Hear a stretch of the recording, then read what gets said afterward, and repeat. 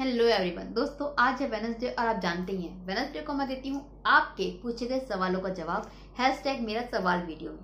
आज मैं जो सवाल लेने वाली हूँ वो 2 सवाल हैं। उनका आंसर देने से पहले अगर आप मेरे चैनल पर पहली बार आए हैं तो मेरा चैनल सब्सक्राइब करें और वीडियो को लाइक करें। शुरू करते हैं वीडियो। पहला सवाल जो है वो मेरे पास आया है एक लड़के का दिल्ली से।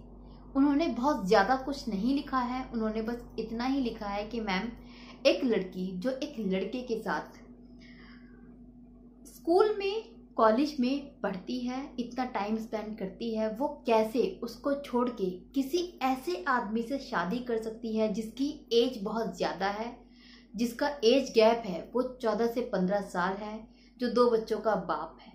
ऐसे इंसान से कैसे शादी कर सकती है, ये सवाल है उनका। ज़्यादा कुछ उन्होंने बताया नहीं है। देखिए डियर, आपने उसमें मेंशन नहीं किया है कि वो लव मैरिज है या फिर अरेंज मैरिज है। अगर अरेंज मैरिज है तो बहुत ज़्यादा चांसेस हैं कि उसके ऊपर फैमिली का प्रेशर होगा, बट जितना मुझे लगा वो शायद लव मैरिज है, तभी आप इतना परेशान हैं और ये आपकी ही फ्रेंड के बारे में बात है। आई एम श्योर कि वो आपकी फ्रेंड थी, आप दोनों एक कमिटेड रिलेशनशिप में नहीं थे। मे बी शायद आपका इतना अच्छा रिश्ता हो कि आपको लगा हो वो सब कुछ जानती है और आप आराम से उससे शादी कर लेंगे। आपने कोई प्रॉपर प्रपोजल नहीं दिया, आप एक रिलेशनशिप में नहीं आए थे, ऐसे में उसने किसी और से शादी कर ली और ये आपको एक झटका लगा है जो आप झेल नहीं पा रहे हैं, जो आप समझ नहीं पा रहे हैं, क्योंकि ये आपकी उम्मीद से परे है। आई एम श्योर वो आदमी आपके आगे कहीं टिकता नहीं होगा, ना तो उतना हैंडसम होगा, ना वो सब चीज़ें होंगी जो आपके पास है। सो इसलिए आपके लिए समझना मुश्किल है कैसे कोई इंसान आपको छोड़ के कहीं और जा सकता है। लेकिन अगर ये लव मैरिज है, जहां तक कि मुझे लगता है कि ये है, लव होता है, ये सोच लेना कि आपने किसी के साथ में 7-8 साल बिताए हैं तो कोई इंसान आपको ही पसंद करेगा, ऐसा नहीं होता। किसी इंसान का कनेक्शन किससे है ये उस पर डिपेंड करता है। यू नेवर नो कि वो लड़की उस आदमी को बहुत लंबे टाइम से जानती हो, उन लोगों में इतना ज़्यादा अंडरस्टैंडिंग हो गई हो, प्यार गहरा इतना हो गया हो कि उसने शादी कर ली है। क्योंकि अगर लव मैरिज है तो ये प्योरली लव मैरिज होगी, उनकी पसंद होगी। ये समझना बहुत मुश्किल होता है किसी भी खास करके आदमियों के लिए कि कैसे कोई लड़की एक यंग के कंपेयरिंगली एक बूढ़े इंसान को इम्पोर्टेंस देती है। बट लड़कियों को एक जो अधेड़ उम्र के लोग होते हैं, जो ज्यादा उम्र के लड़के आदमी होते हैं, वो अट्रैक्ट बहुत ज्यादा करते हैं। उसका भी अपना एक रीजन है। एक कम उम्र की लड़की एक अधेड़ उम्र के आदमी की तरफ क्यों अट्रैक्ट होती है, क्यों उसको प्यार करने लगती है, ये मैंने डिटेल में एक वीडियो में समझाया हुआ है। वो वीडियो का लिंक मैं इस वीडियो के एंड में दे दूंगी। वो वीडियो आप पूरी देखें। उस वीडियो को देखने के बाद आपका जो डाउट है, जो आप मझधार में अटके हुए हैं कि कैसे उसने आपको एक बूढ़े इंसान के चक्कर में छोड़ दिया, वो कंसेप्ट आपका क्लियर हो जाएगा। चीज़ें आपको बहुत अच्छे से समझ में आएंगी। वो दोबारा से अगर मैं यहाँ पर बताऊंगी तो ये वीडियो बहुत लंबी हो जाएगी। वो वीडियो आप एक बार देखें। आज का जो दूसरा सवाल है वो आया है एक फीमेल का, जो एक लड़के को प्यार करती हैं। उनका कहना है कि उनका जो बॉयफ्रेंड था वो मैरिड था। उसने इन्होंने ये बोला था कि वो अपनी शादी में खुश नहीं है, हैप्पी नहीं है, वाइफ अच्छे से रखती नहीं है, प्यार नहीं करती, और इस वजह से ये दोनों रिलेशनशिप में आ गए थे। अब इनको ये पता चला है कि वो आदमी इनसे झूठ बोल रहा था, वो अपनी गृहस्थी में अपनी वाइफ के साथ में खुश है और प्यार मोहब्बत से रहते हैं। ऐसे में इनको ये समझ नहीं आ रहा है कि इनको क्या करना चाहिए।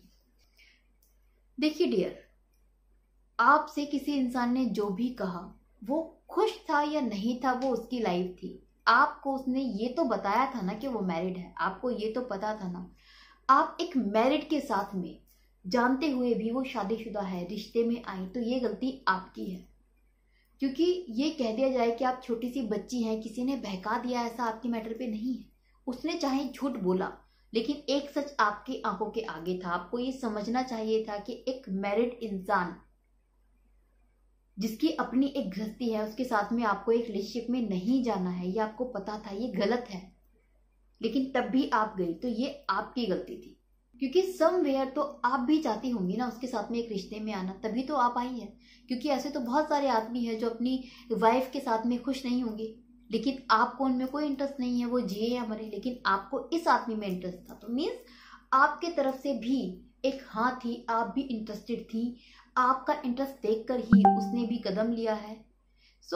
ये गलती किसी एक की नहीं है, उसकी तो गलती है ही कि उसने अपनी वाइफ को भी चीट किया, आपका भी यूज किया, लेकिन आपकी भी इक्वली गलती है कि जानते हुए भी आप रिश्ते में आई हैं। पूरी तरीके से सामने वाले को ब्लेम कर देना ठीक नहीं है। दूसरा, अब जो आपको करना है वो ये कि इस रिश्ते से दूर हो जाइए, उस इंसान के कांटेक्ट से बाहर निकल आइए।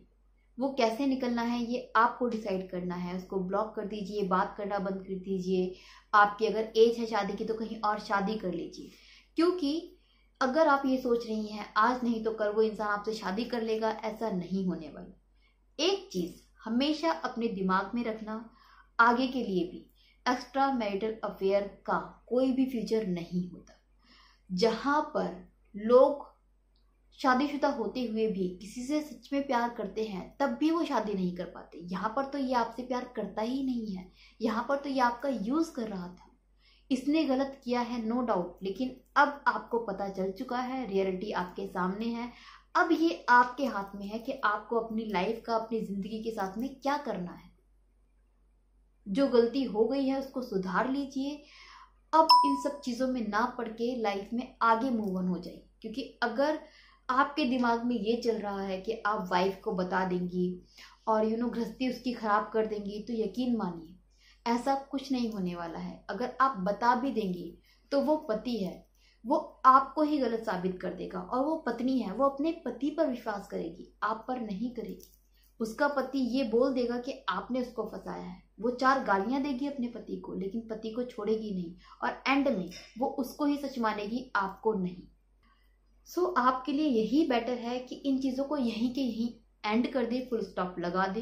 ये चीज़ जितनों को पता चलेगी उतनी ज़्यादा आपकी बदनामी होगी, क्योंकि इस रिश्ते में कुंवारी आप हैं और आप एक फीमेल हैं। तो आपको इस रिश्ते से निकलना है, अपनी लाइफ आगे की ठीक करनी है। आप सिर्फ अपने बारे में सोचिए और इस रिश्ते से निकल जाइए। ये थे आज के 2 क्वेश्चन। इसके अलावा अगर आपका भी कोई सवाल है तो आप मुझे ईमेल कर सकते हैं। मेरी ईमेल आईडी है diltalksdaily@gmail.com। लेकिन ध्यान रखें कि आप मुझे अपना सवाल ईमेल ही करें, मेरी फेसबुक आईडी पर सेंड ना करें, वहां पर मैं चैट के लिए अवेलेबल नहीं हूँ।